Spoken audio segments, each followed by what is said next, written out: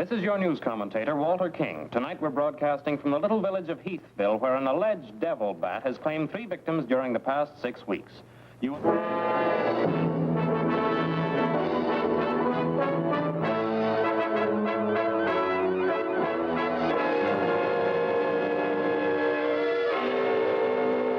Hello and welcome to another peek into my dark corner of this sick world. This week we're going old school with 1940s The Devil Bat.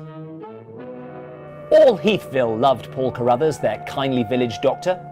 No one suspected that in his home laboratory, on a hillside overlooking the magnificent estate of Martin Heath, the doctor found time to conduct certain private experiments. Weird, terrifying experiments. And who can blame them? There's nothing suspicious here.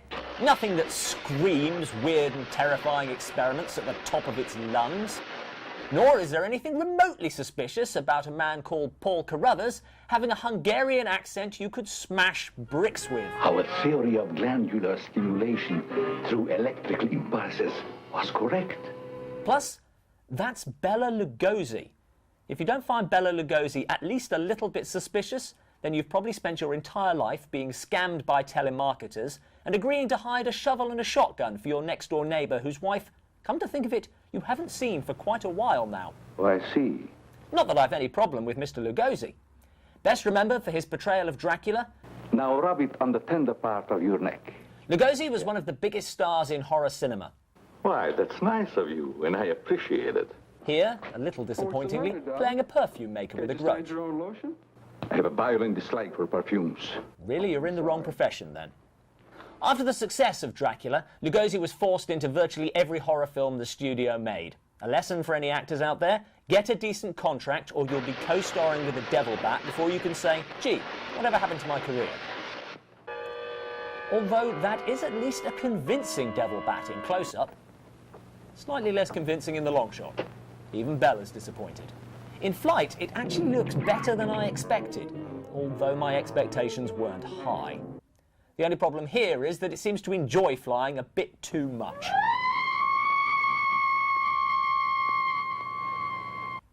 So, you're probably thinking that you know what the biggest problem with this film is going to be. You could never guess. But before you make up your mind, let's meet our hero, ace reporter Johnny Layton. Well, what have I done now? Who is a complete knob. Perhaps I am. There's no perhaps about it. He's arrogant and full of himself. Well, but it's part of my job. And gets massive credit for just stating the obvious.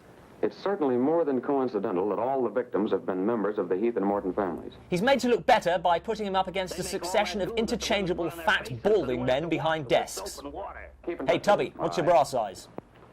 48J.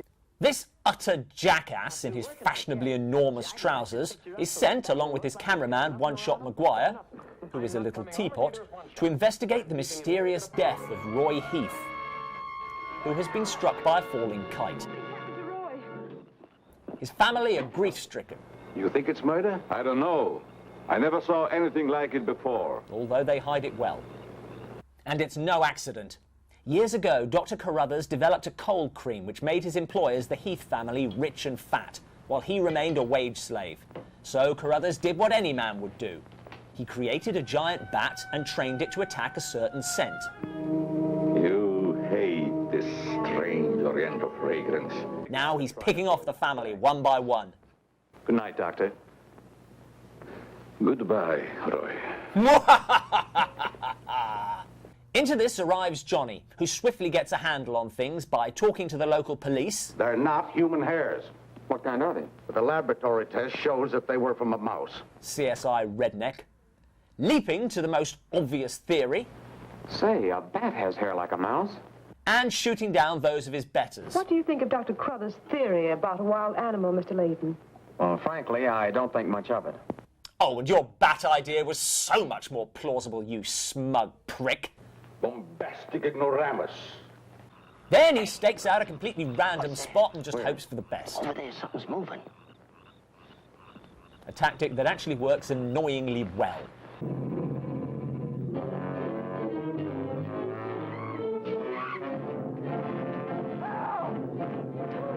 Come on. Run, you dick!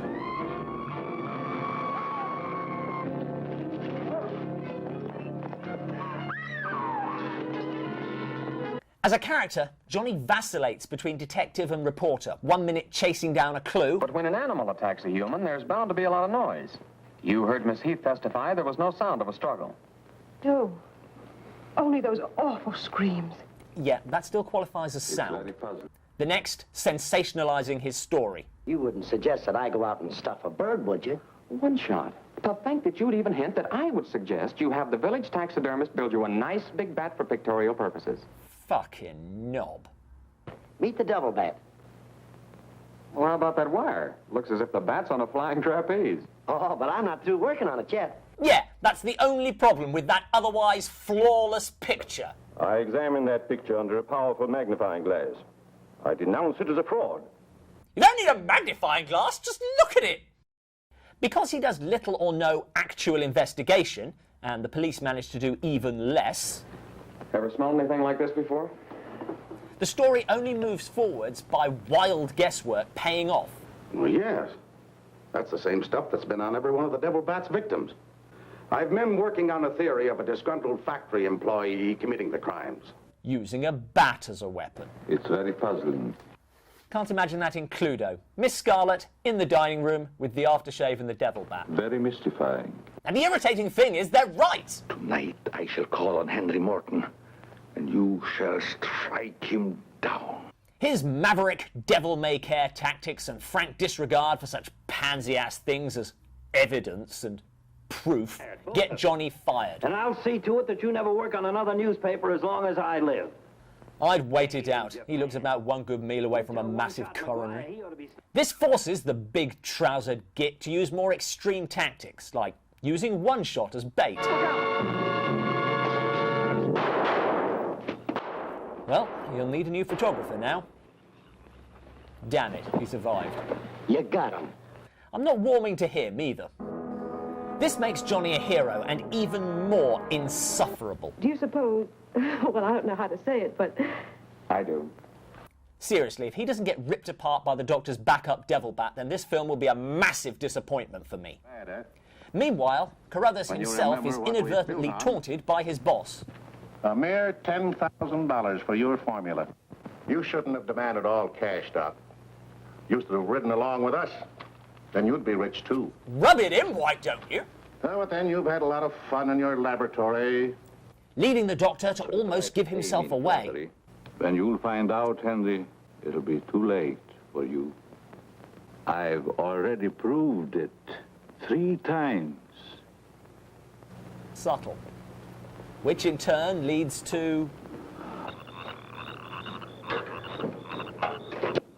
What the hell? I've just got a spare tyre in mine. Carruthers even has a pop at the heroine, Mary, in a sequence where careful editing is used to cover the inadequacies of the special effects. Unsuccessfully. Johnny now breaks into the Doctor's lab. No, this all looks like perfectly standard perfume-making equipment. Why does Dr. Carruthers keep a picnic basket down here? All 4 of the murdered people had this lotion on them when the devil bat struck. Yes, yes, please let him be killed! God damn it!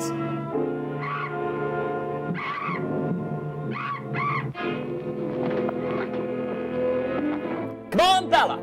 Open up a big old perfume bottle of whoop-ass on him.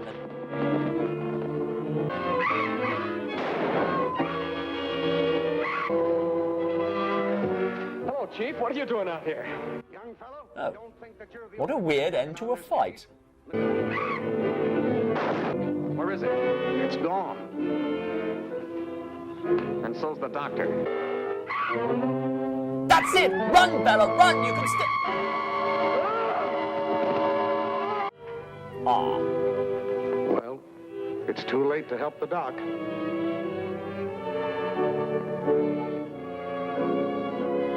Disappointing, but I kind of expected it. 40s B-movie heroes are always wise-ass reporters, and I always want to smack them in the face. I'm enraged also.